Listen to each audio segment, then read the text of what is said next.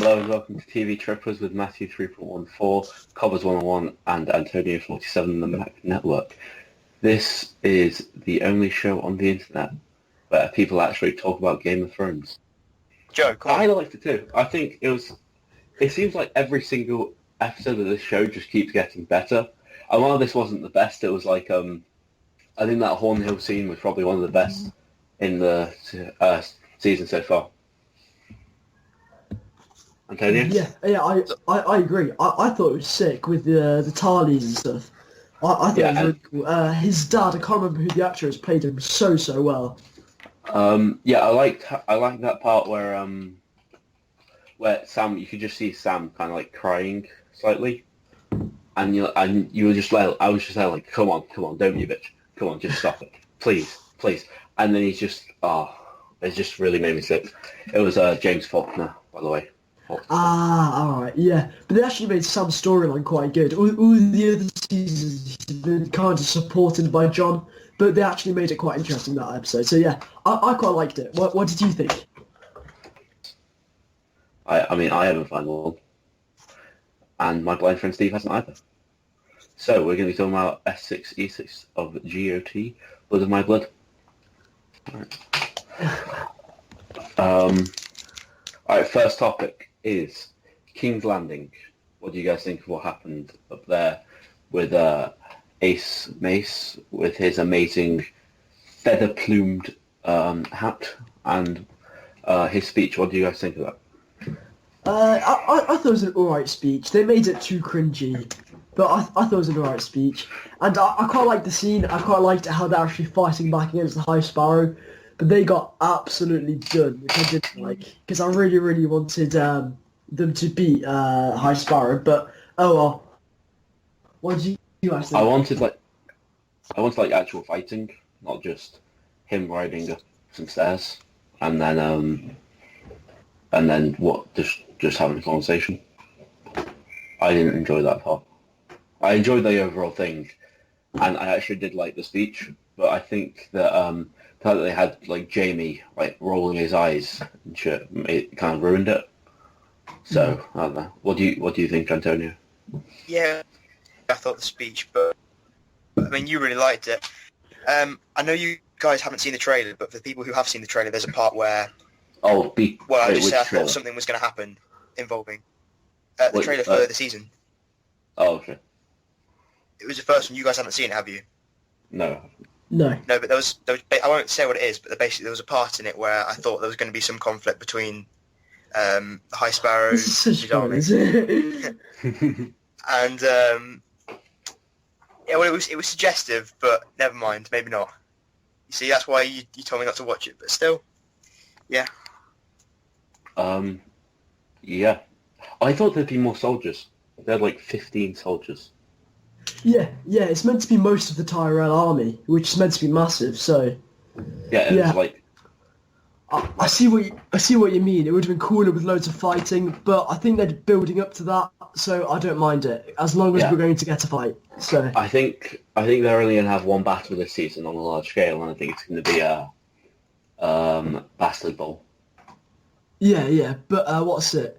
But that's going to be sort of like, you're just going to see loads of the King's Guard, like 3 King's Guards stab like a few of the priests, and then they'll just keep it at that, and then they'll explain it. They won't go into full detail, but I think there will be a fight there by the end of the season. Yeah. What do you guys? I think Tommen, as a little prediction, I think Tommen might kill himself by the end of the season. Oh. I'm thinking about that's quite possible. I can't really imagine anyone killing him, but I can imagine him dying. So yeah. Why would he kill himself though? I think that's because he was like really sad at the end of last season, so I think he's prone to depression, and I think that he's going to get told that he's a bastard. I think this is going to be in like the 10th episode, by the way. I think that he's going to get told he's a bastard, and he's going to think, "Oh, I'm not fit to rule," and then he's going to go, "Well," and he'll kill himself. Damn. Yeah, but isn't there the prophecy as well, said to Cersei that all her children will die? Yeah, exactly. It's a good prediction. Oh, actually, also, Also, this I think I read this. Haven't checked it, so it might not be true. That'll bring his reign to the same length as Joffrey's was when he died. Oh yeah, I heard that as well. They're like a few episodes away. Yeah. So there's not really that much to talk about the King's Landing. Who actually gets to be king after Tommen? There's no direct line. Regent. There'd be a regent, and then they decide probably Marjorie would just take over until there was another one. I think that Marjorie might impregnate herself, obviously not magically, but she could do that, and then they'll pick a new one, or the High Sparrow will take over and some sort of Hand of the King role. Yeah, as you were saying. I think that Marjorie. I think that was all planned. Like they weren't going to do the Walk of Shame at all, and there was no way that was going to happen because Marjorie had long hair, so they hadn't shaved her head. That's a really good point, actually. It's not as good as my door opened outward proof from last week, but I think that's pretty solid. Of course. Did you see the difference in crowds between when Cersei had to do the Walk of Shame and when Marjorie had to do the Walk of Shame? There were so many people for Marjorie compared to Cersei's, which it just tells you. The Marjorie was more beloved, or that more people wanted to see her titties. Second option. Yeah, definitely. Yeah. So moving on. Quick one here. Not going to speak about this for a while, but what do you think of Walder Frey's scene?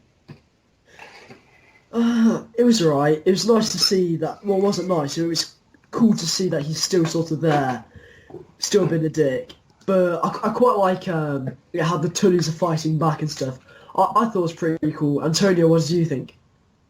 I hadn't really thought much about him, and when he came back, it didn't really bother me that much. We just sort of there. It was a scene. It wasn't. Nothing really happened. Really, I enjoyed it. I thought that was a good scene. I think that I don't think that enough people. Not enough people. I think he's underrated as a character. I really like him. It's just the fact that he's not in it much. Yeah, but he is really funny though, and I appreciate that. It was just. We're all just like women around him, his children. Yeah, some of them are his children, some of them are his wives. Well, hope he doesn't mix those up. What do you think of Horn Hill, otherwise known as Land of the Tarleys? Can you hear me? Yeah. Right. It was much more grand than I expected. I didn't expect it to be like a massive temple, like a massive lands, because you wouldn't really expect Sam to come from somewhere like that. But it was I'm pretty nice sure to see. He said it before. Yeah, but I haven't really paid much attention to his character. Well, I mean, the kind of character he was really bookish. He was overweight. I think that kind of indicates that he had money, and he had money because poor people don't often. In those type of lands areas, they aren't often the overweight kind. They don't have food to eat. So I see what Antonio's saying. Like, I didn't expect him to have such a big house and stuff. I thought it was quite cool seeing how rich he was. And his Valerian steel sword as well. Yeah. Before we talk about that, because I want to save that Valerian steel talk for later. I was confused by how the White Walkers wasn't focused on anymore.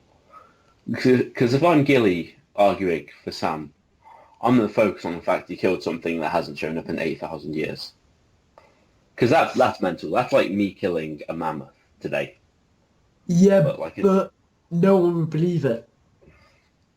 I feel like if you could, someone on either side should have pressed the other one for more details. Well, you don't randomly bring up a White Walker in an argument unless someone's actually done it. So I feel like either Randall's son that isn't Sam, like Dick or something, That actually is his name. Of course. It's something like Dickon. I'm not joking. His son is actually Dickon. Alright, I'll believe you for now. Okay. I feel like that should be more focused on, considering just the general importance of what it implied. And Randall Tarley was like the only. Here's a fun Westeros fact for you. He's the only person in the history of. He's the only person who during the Robert's Rebellion actually beat Robert in a battle. Oh yeah, they said that, didn't they? Stannis. Yeah, I think. Yeah, Sam said. So yeah, what do you want to say about the Valyrian steel, the sword? What do you think of that? I thought it was quite cool how Sam took it.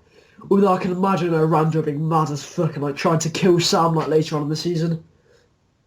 Yeah, I feel like Sam's going to go up to John, and then Randall's going to go up there, and they're going to have to like do something to stop him. Anything else about Valyrian steel swords? No, not much. I hope John goes down south and then he goes to Randall Tarley's house to look for Sam, and then John tells him all the stories about how Sam like killed a White Walker and stuff like that. I hope that happens. Yeah. By the way, Valyrian steel segue. The last known owner of the Valyrian steel sword, called Dark Sister, was Brynden Rivers, aka Bloodraven, aka Tear. We don't know where it is since Brynden Rivers went to the wall that was never seen again. Maybe he smuggled it to the wall. Maybe he went beyond the wall. And what did Mira grab after the attack on the White Walkers at the cave? A sword. A sword that was made for a woman. Boom. Valyrian steel. Okay. Ooh. Yeah, I did that entirely for the segue, just so you know. So what do you think of Beyond the Wall? The Visions or Benjen? I thought it was really cool. I liked seeing Benjen. I thought that was it was great to see him back. Although he didn't really give much in the first place, but I it was still cool. And Well, yeah, I'm happy Sorry, they made I'm happy they made it realistic, as in they wouldn't just get away from the army of the dead like that. They actually had to have some help and so on, like ride on a horse and stuff like that. They've made it realistic, which is good. Yeah. I I feel like that's going to be a bit awkward when they go back to the wall, if they do go back to the wall. And you just imagine Bran walking up to John and going, "Hey John, I found their Uncle Benjen." And then John goes, "Some 14-year-old cunt did this to me before. Don't try." Yeah, that'd be a bit awkward, to be fair. Oh, if he killed Bran, that'd just be amazing. Where he's just like, "Bran, don't even try me." Kicks him down the stairs off his wheelchair. What do you think of the visions? I thought that was pretty cool. Like, see, like, burn them all and stuff like that. I love all the Robert's Rebellion stuff, and I really hope they do a spin-off series of it, because I just think it's so cool. So yeah, I dig it. I hope they explore it more. Yeah, I feel like that was just the ultimate binge watch. But yeah, what do you guys think of that Jamie scene where he walks in and he stabs him and he sits on the throne? That was quite interesting. It was, like Joe said, it's really good to see all the flashbacks of past stuff, because it's a lot more interesting than what's happening at the moment, I think, for now.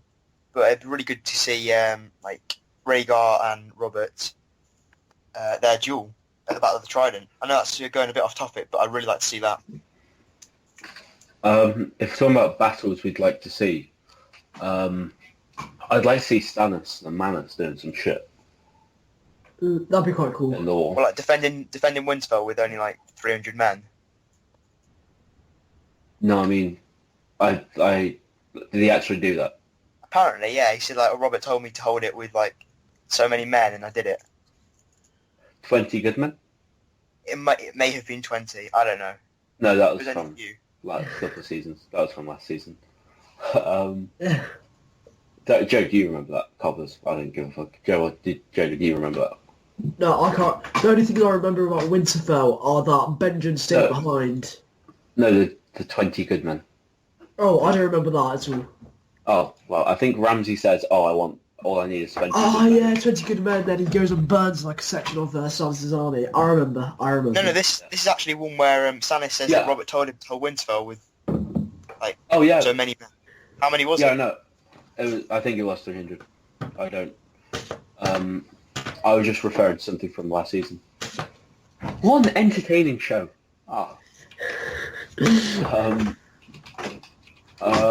Yeah, so, next topic. I don't have any segues set in place for this. What do you think of Arya? She's actually got good now by going against the, I don't even know what the order's called, the many-faced people. And she found a sword as well. It was really good. Yeah, I thought it was really cool. It showed her rebelling and stuff, and now she's on the run. She gets to go back to other places. I didn't really like her storyline that much, so I dig it. I dig it. I don't think Stannis did hold Winterfell. I don't think he did. I think he just made that up. No, we'll research that. Joe, what did you say about Arya? I thought it was cool that she was finally going away from the many-faced order, because it got a bit boring there, and now she's like rebelling against them. I hope they have an argument about which god's which, death or the many-faced god. They're the same person. They're the same god. Are they? Yeah. Oh. It's if you're on the wiki page, it says many-faced god brackets god of death. So yeah, they're the same person. Ah. Oh, well, it's still pretty sick. I hope she kills Jaqen. I hope she kills the waif. Then she goes to Jaqen, and then she's like, "Hey yo, bruh, what do we say to the god of death? Not today." What the?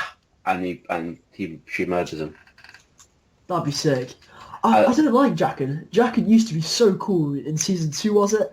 And then he just got really bad. Like, he was our sexy Jesus, and now he's our boring Jesus. He went from Jesus all lean fisherman's body on the cross to Jesus when he's actually preaching. True that. It's just sad. Yeah. I like the idea that she's going to take the waif back to. I think what's actually going to happen is she's going to take the waif back to bloody that guy, Jaqen, and she's going to say, one face or another, one life or another, many-faced God doesn't care. And then she's going to leave. Yeah, that'd be cool. Actual prediction is that. So, alright, so that's pretty much all the conversation we can have about the whole episode. Any predictions? To be honest, Would you like to say the name of the next episode, Matthew? Oh, the name of the next episode? I forgot. It's The Broken Man. The Broken Man. Indeed. The Broken Man. What do you guys think of that? Cobbers? I think it could be about loads of things. It could be about Jaqen, it could be about Jon. It could be about so many. I think they're going to focus on Jon because I missed him out in this episode. So I think it'll be about Jon, if anything. I might have said it earlier, but I think this is only the second episode or something where Tyrion isn't in it. Oh crap, he wasn't in it, was he? Yeah, I didn't that's what realise. That's what I was thinking afterwards. Where's our Tyrion? This shit is mental. I need Tyrion in my life. I love Tyrion. He's just great. Sick. Antonio, what do you think's going to happen? My prediction is that the Broken Man is referring to Sandor Clegane, and it's going to be Clegane Bowl maybe next episode, or at least he'll return. I'm really hoping for that. It's unlikely, but I'll go with it, and that's somewhat evidence. The way I hope he returns is they don't hype him up or anything. I mean, we've been hyping him up for 5 seasons, but I hope he just shows up and it's just here is the faith's champion, Sandor Clegane, and it's like, let's fight. And that's just how it is. That'd be pretty sick. Also, the broken man could also be referring to Gregor Clegane, because he's a bit of a broken man. Yeah. Sandor Clegane has a bad problem with his leg. That could be broken. Ah. So. I get it. Oh, actually, I've just seen recently that they're going to introduce the hound in the Riverlands, and then later they're going to transport him back to King's Landing because they think he's going to be part of the Brotherhood with bands. Maybe the broken man's referring to a few characters that are all broken. In fact, to be fair, there are a lot of broken characters in Game of Thrones. maybe it's Theon. Because he hasn't been dead. That's a good point. Oh yeah, he was in this episode as well, wasn't he? He was not. But then again, Theon wasn't in quite a lot of episodes, if you know what I'm saying. Oh, God's sake. So yeah. So Broken Man is getting hyped. I think Bron's going to be in it, I think. Oh yeah, that'd be cool. I heard that he will be in it, yeah. Jamie is going to be up north, hopefully, I think. Oh and, yeah, he got decommissioned, didn't he? That'd be sick. Yeah, I think Jamie and Bronn are going to hook up again. I noticed that Cersei said this episode, you know how she's normally saying like to Jamie, "Oh, it's us and our children." This episode, she said, "It's us." So maybe she's realised that Tommen is too far gone. Well, Tommen's a pussy bitch at the minute, so yeah. All right then.